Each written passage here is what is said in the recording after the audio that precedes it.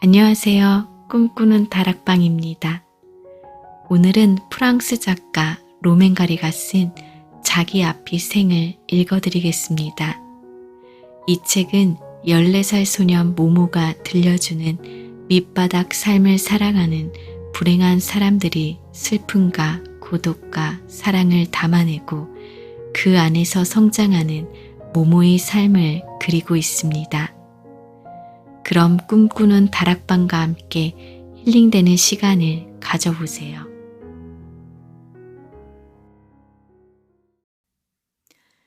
먼저 말해두어야 할 것은 우리가 엘리베이터도 없는 건물의 7층에 살고 있었다는 사실이다. 로자 아줌마는 육중한 몸뚱이를 오로지 두 다리로 지탱하여 매일 7층까지 오르내려야 했다. 그녀는 유태인이라서 다른 것들에 대해서는 불평할 처지가 못 되지만 그래도 7층을 오르내리는 일만은 정말 힘에 부친다고 하소연하곤 했다. 그녀는 다른 일들로 심신이 괴로운 데다가 건강도 별로 좋지 않았다. 또 하나 미리 말해두고 싶은 것은 그녀가 엘리베이터 하나쯤은 갖추어진 아파트에서 살만한 자격이 있는 여자라는 점이다. 내가 로자 아줌마를 맨 처음 본 것은 아마도 3살 때였던 것 같다. 그 이전의 일은 기억이 없다. 3살 이전에는 누구나 아무 생각 없이 사는 법이니까. 어쨌든 내가 기억을 하기 시작한 것은 서너 살 무렵부터의 일이다. 그나마도 어렴풋한 것들이다. 우리가 살고 있던 벨빌에는 그녀 말고도 다른 유태인과 아랍인, 흑인들이 많이 살았지만 7층을 걸어서 오르내려야 했던 사람은 오직 로자 아줌마뿐이었다. 아무 때고 난 이놈이 층계에서 죽고 말 거야 라고 그녀가 한탄하면 아이들은 일제히 울음을 터뜨렸다. 누군가가 죽으면 의뢰 그렇게 해야 한다고 생각했기 때문이다. 로자 아줌마 집에는 아이들이 보통 6쯤 우글거리고 있었다. 때로는 그보다 더 많을 때도 있었다. 처음에 나는 로자 아줌마가 매월 말 받는 우편함 때문에 나를 돌보고 있다는 사실을 몰랐었다. 6살인가 7살 때쯤 그 사실을 처음 알았다. 누군가가 나를 위해 돈을 지불하고 있다는 사실에 나는 적잖이 충격을 받았다. 나는 로자 아줌마가 그저 나를 사랑하기 때문에 돌봐주는 줄로만 알았고 또 우리가 서로에게 꼭 필요한 존재라고 생각했던 것이다. 나는 밤이 새도록 울고 또 울었다. 그것은 내 생애 최초의 커다란 슬픔이었다. 내가 몹시 슬퍼하는 것을 보고 로자 아줌마는 가족이란 알고 보면 아무것도 아니라고 말해주었다. 집에서 기르던 개를 나무에 묶어두고 바캉스를 떠나는 가족들도 많고 해마다 그런 식으로 가족에게서 버림받고 죽어가는 개가 3,000마리씩이나 된다는 것이었다. 그러고는 나를 무릎 위에 앉혀놓고 그녀에게는 내가 이 세상에서 제일 소중한 존재라고 몇 번이고 맹세했다. 그러나 나는 금세 우편한 생각이 나서 울면서 방을 뛰쳐나올 수밖에 없었다. 나는 아래층에 있는 드리스 시내 카페로 내려가서 하밀 할아버지 앞에 앉았다. 하밀 할아버지는 지금은 양탄자 행상을 하지만 한때는 온 세상을 두루 보고 다녔기 때문에 모르는 것이 없는 사람이었다. 또 눈이 아주 아름다워서 보는 것만으로도 기분이 좋아지는 사람이었다. 처음 만났을 때도 할아버지는 꽤나 늙어 있었는데 그 후로도 계속 늙어가고 있었다. 하밀 할아버지, 할아버지는 왜 매일 웃고 있어요? 나에게 좋은 기억력을 주신 하느님께 매일 감사하느라고 그러지, 모모야. 내 이름은 모하메드이지만 사람들은 나를 어린애 취급해서 항상 모모라고 불렀다. 60년 전쯤 내가 젊었던 시절에 말이야. 한 처녀를 만났단다. 우리는 서로 사랑했지. 그런데 그녀가 갑자기 이사를 가버리는 바람에 8달 만에 끝장이 났어. 그런데 60년이 지난 지금도 그 일이 생생하게 기억나거든. 그때 나는 그 처녀에게 평생 잊지 않겠다고 약속을 했어. 그래서 오랜 세월이 지났지만 아직도 잊지 않고 있단다. 사실 가끔씩 걱정이 됐지. 살아가야 할 날이 너무 많았고 더구나 기억을 지워버리는 지우개는 하느님이 가지고 계시니 보잘것없는 인간인 내가 어떻게 장담할 수 있었겠니? 그런데 이제 안심이구나. 나는 죽을 때까지 자밀라를 잊지 않을 수 있을 거야. 죽을 날이 얼마 남지 않았으니까. 나는 로자 아줌마 생각이 나서 잠시 망설이다가 할아버지에게 물었다. 하밀 할아버지, 사람은 사랑 없이도 살 수 있나요? 할아버지는 그 말에 대답하는 대신 몸에 좋다는 박하차만 한 모금 마실 뿐이었다. 하밀 할아버지는 얼마 전부터는 늘 회색 젤라바를 입고 있었는데 그것은 갑자기 하느님이 부르실 때 양복 저고리 바람으로 허둥대지 않기 위해서라고 했다. 할아버지는 말없이 나를 바라보았다. 아마도 내가 아직 어려서 이 세상에 내가 알아서는 안 될 것들이 많다는 생각을 하는 것 같았다. 그때 내 나이가 7, 8살쯤이었다. 기록해 둔 것이 아니라서 정확하다고는 할 수 없지만 계속 주의 깊게 읽다 보면 여러분도 아마 내가 그 나이쯤이었으리라 짐작할 수 있을 것이다.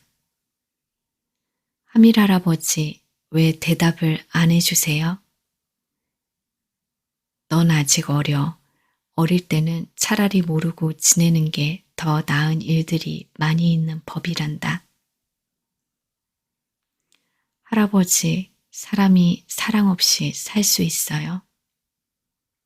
그렇단다. 할아버지는 부끄러운 듯 고개를 숙였다. 갑자기 울음이 터져 나왔다. 내게 몰아 딴죽을 거는 사람이 아무도 없었기 때문에 나는 오랫동안 내가 아랍인이라는 사실을 알지 못했었다. 학교에 가서야 그것을 알게 되었다. 그러나 나는 절대로 싸우지 않았다.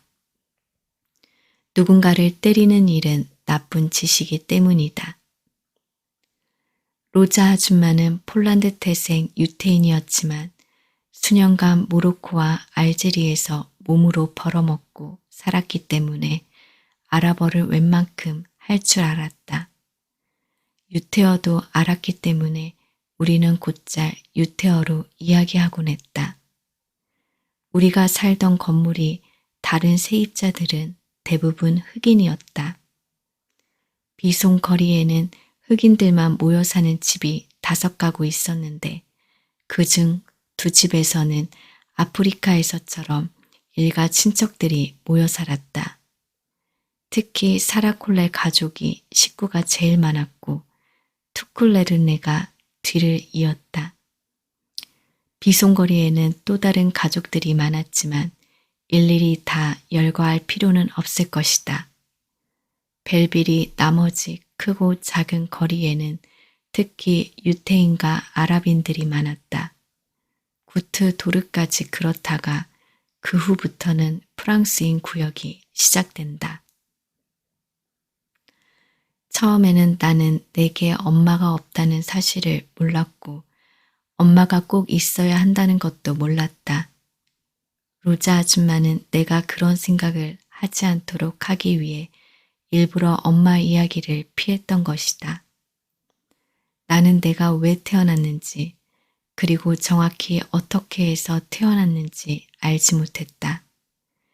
나보다 몇 살 더 많은 내 친구 르 마우트 말로는 그것이 위생 상태와 관련이 있다고 했다.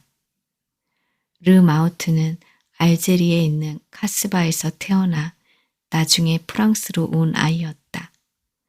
그 애는 카스바는 아직 위생 상태가 엉망인 곳이고 비대는커녕 물조차 없었기 때문에 자신이 태어났다고 했다. 르 마우트는 이 모든 사실을 나중에 아버지가 변명 삼아 말해주어서 알았으며 아버지는 결코 나쁜 뜻에서 그런 것이 아니라는 말도 덧붙였다고 했다. 르 마우트는 또한 요즘엔 몸으로 벌어먹고 사는 여자들이 위생을 피해 피임약을 먹지만 자기는 피임약이 나오기 훨씬 전에 태어난 거라고 설명해 주었다. 우리 집에는 꽤 많은 엄마들이 일주일에 한두 번씩 자기 아이들을 보러 왔다. 그러나 모두 다른 아이들 엄마였다. 우리 엄마는 없었다. 로자 아줌마 집에 있는 아이들은 거의가 다 창녀의 아이들이었고 돈을 벌기 위해 지방에 가서 몇 달씩 머물러야 했던 그녀들이 떠나기 전후에 자기 아이들을 보러 오곤 했던 것이다. 그렇게 해서 나는 엄마의 존재에 대해 의문을 가지기 시작했다. 가만히 생각해 보니 나만 빼고 모든 사람에게 다 엄마가 있는 것 같았다. 나는 엄마가 나를 보러 오게 하기 위해 복통과 발작을 일으키기 시작했다. 길 건너에 풍선을 들고 서 있던 어떤 아이가 말하기를 자기는 배만 아팠다 하면 엄마가 온다는 것이었다. 그러나 나는 배가 아파도 소용이 없었고 발작을 일으켜도 소용이 없었다. 나는 좀 더 관심을 끌어보려고 아파트 여기저기에 똥을 막 싸갈겼다. 그래도 아무 일도 일어나지 않았다. 끝내 엄마는 오지 않았고 설상가상으로 로자 아줌마는 처음으로 나에게 바보 같은 아랍놈이라고 욕을 했다. 자기도 프랑스 여자가 아니어서인지 한 번도 그런 욕은 하지 않았었는데 나는 엄마가 보고 싶어서 그랬다고 소리를 질렀고 아줌마에게 복수하려고 몇 주 동안 계속해서 여기저기 똥을 싸댔다.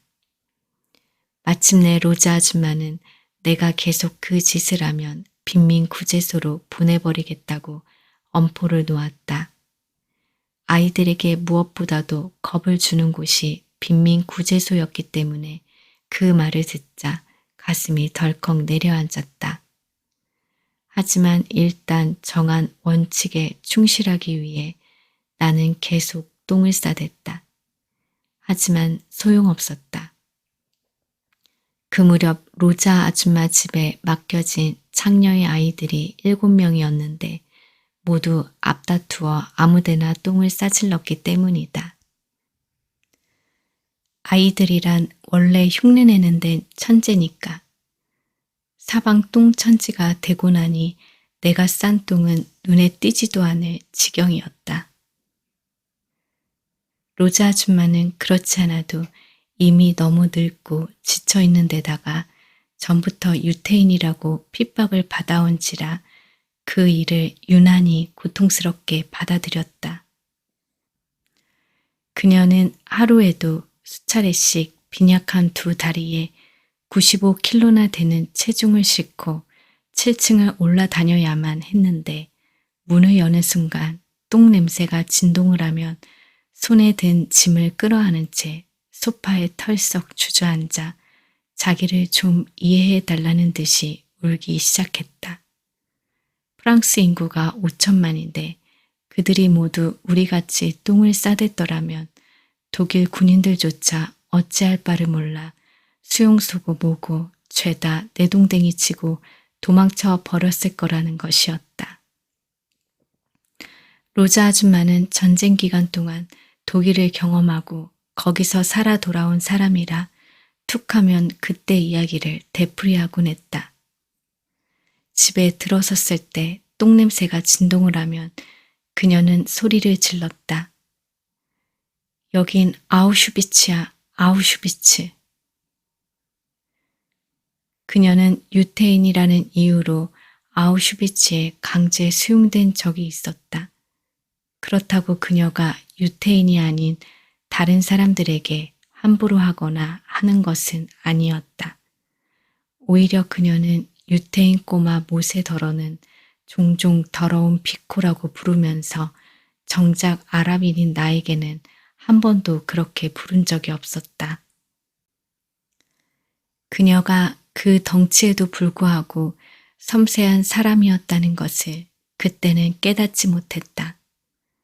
나는 결국 그 짓을 그만두었다. 아무리 해봤자 별 소득이 없었고 엄마도 오지 않았으니까. 하지만 그 후에도 나는 오랫동안 복통과 발작을 일으켰고 지금까지도 가끔 배가 아프다.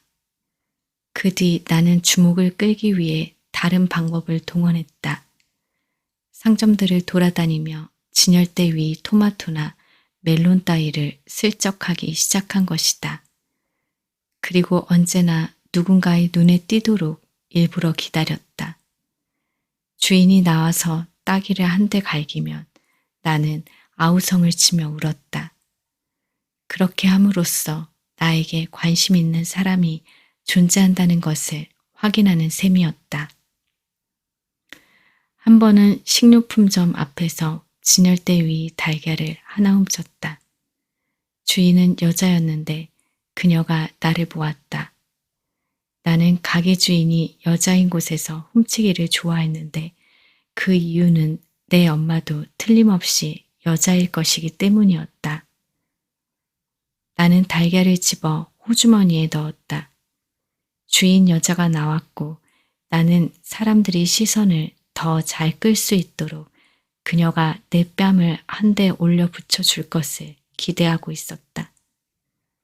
그런데 그녀는 내 곁에 쭈그리고 앉더니 내 머리를 쓰다듬어 주었다. 그리고 이런 말까지 했다. 너 참 귀엽게 생겼구나.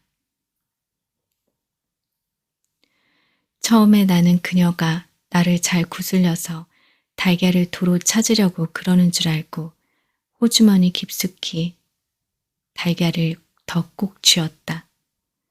그녀는 벌로 나를 한 대 갈겨주기만 하면 되었다. 실제로 엄마들은 아이들에게 주의를 주기 위해 그렇게들 한다. 그러나 그녀는 일어서서 진열대로 가더니 달걀을 하나 더 집어서 내게 주었다. 그러고는 나에게 뽀뽀를 해주었다. 한순간 나는 희망 비슷한 것을 맛보았다.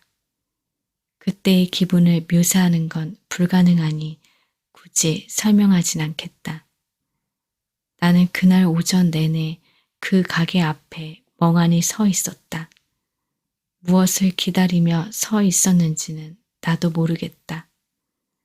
이따금 그 맘씨 좋은 주인 여자는 나를 보고 미소를 지어주었다. 나는 손에 달걀을 쥔 채 거기에 서 있었다. 그때 내 나이 6살쯤이었고 나는 내 생이 모두 거기에 달려있다고 생각했다. 겨우 달걀 하나뿐이었는데. 그날 집에 돌아와서 온종일 배를 앓았다. 로자 아줌마는 롤라 아줌마의 부탁을 받고 위증을 하기 위해 경찰서에 가고 없었다. 5층에 사는 롤라 아줌마는 여장 남자로 블로뉴 숲에서 일했다. 바다를 건너오기 전에는 세네갈에서 권투 챔피언이었다고 했다. 그런데 그녀가 블로뉴 숲에서 멋모르고 잘못 걸려든 변태 성욕자 손님을 목졸라 죽이고 말았던 것이다. 로자 아줌마는 그날 밤 콜라 아줌마와 함께 영화 구경을 한 뒤 돌아와서 함께 텔레비전을 보았다고 증언했다. 롤라 아줌마에 대해서는 앞으로 더 이야기하겠지만 그녀에게는 정말 세상 사람들과 다른 데가 있었다. 그래서 나는 그녀를 무척 좋아했다. 어린애들은 전염성이 강하다. 한 명이 어쨌다 하면 당장 다른 아이들에게 줄줄이 퍼진다. 당시 로자 아줌마 집에는 아이들이 7 있었는데 그중 2은 아침나절에만 머물렀다. 도로 청소 일을 하는 무사씨네 아이들이었는데 무사씨는 어찌어찌해서 부인이 죽었기 때문에 쓰레기를 치우러 나가는 아침 6시에 로자 아줌마에게 아이들을 맡기러 왔다. 그러고는 오후에 일이 끝나면 아이들을 데려갔다. 그 애들 말고도 나보다 어린 모세와 천성이 기분 좋게 태어났는지 늘 깔깔거리는 바나니아가 있었다. 미셸은 베트남 아이였는데 1년 전부터 베트남 부모에게서 송금이 끊기고 나서는 아줌마가 단 하루도 더 봐줄 수 없다고 늘상 투덜댔다. 로자 아줌마가 선량한 유태인이라고는 하지만 그녀의 능력에도 한계가 있는 거니까.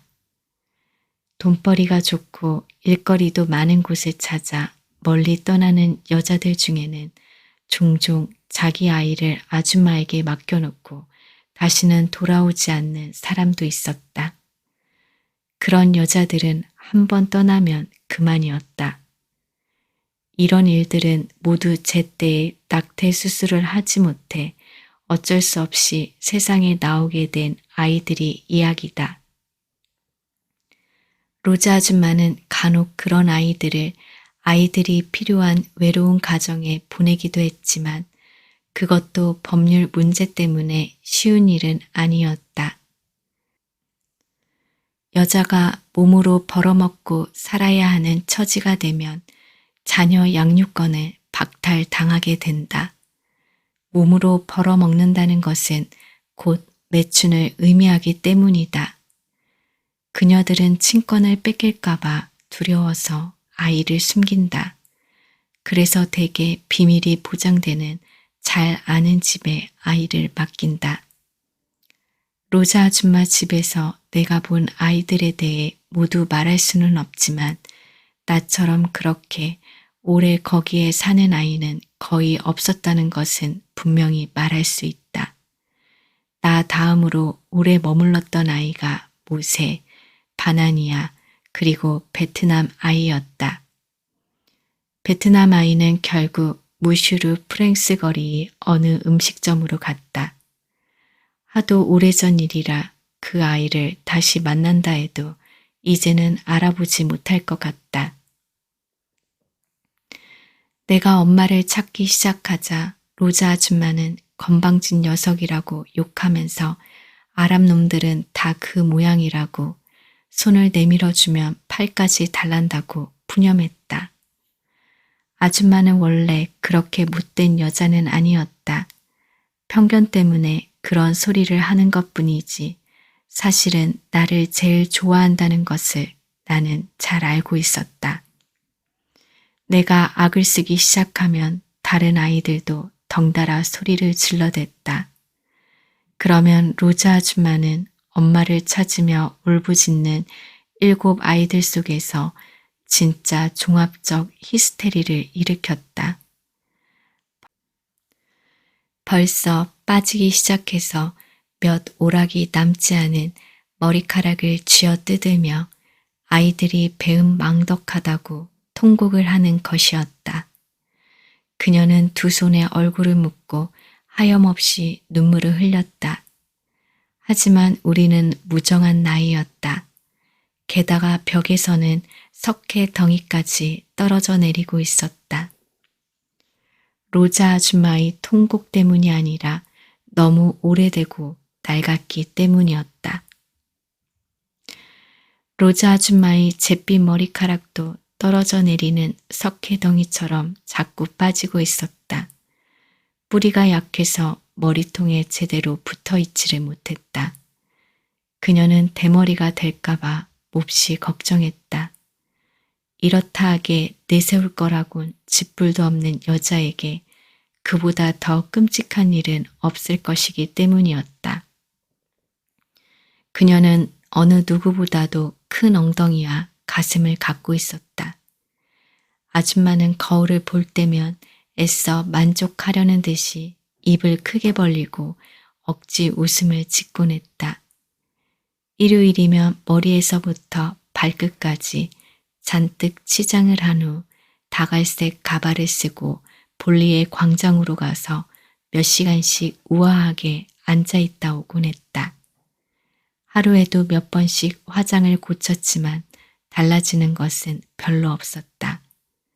가발을 쓰고 화장을 하면 그나마 좀 나아 보이기는 했지만 그녀는 자신이 주변이 좀 더 아름다워지도록 집에다 늘 꽃을 꽂아두었다.